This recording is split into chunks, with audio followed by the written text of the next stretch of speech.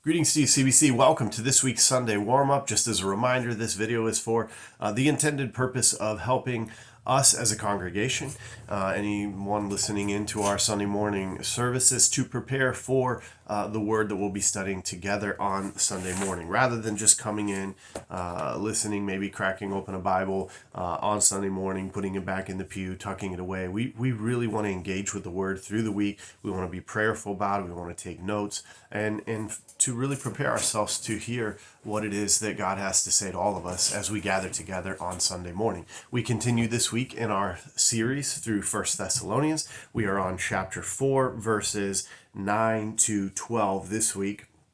And we're continuing in the second half of this letter and the second half's theme on a challenge to more. This week we're looking at brotherly love. And again, even in this section of verses 9 to 12, he reminds us that you're doing a great job in terms of brotherly love, and Paul's challenging them, urging them to do it more and more at the end of verse 10.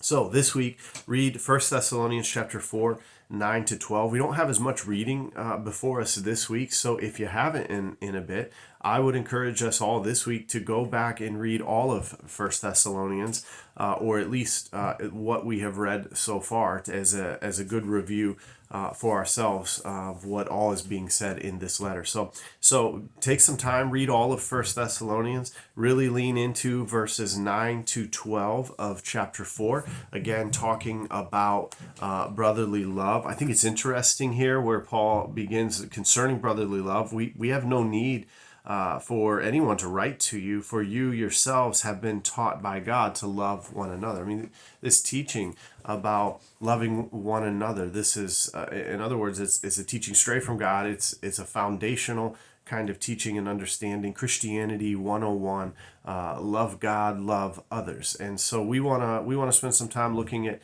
what Paul was saying and challenging the church with here.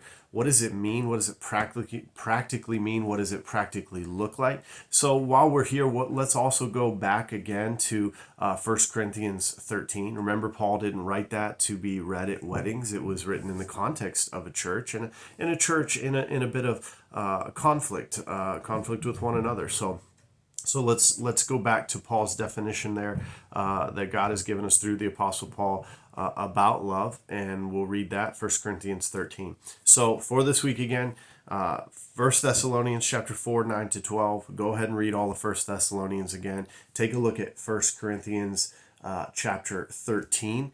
And again, then we will practically just talk through some things about what does it mean, what does it look like to be challenged to love our brothers and sisters in Christ more and more.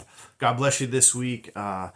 Blessings to you. My prayers are with you as you study and prepare for Sunday morning. Looking forward, as always, to being with you on Sunday morning. God bless you guys.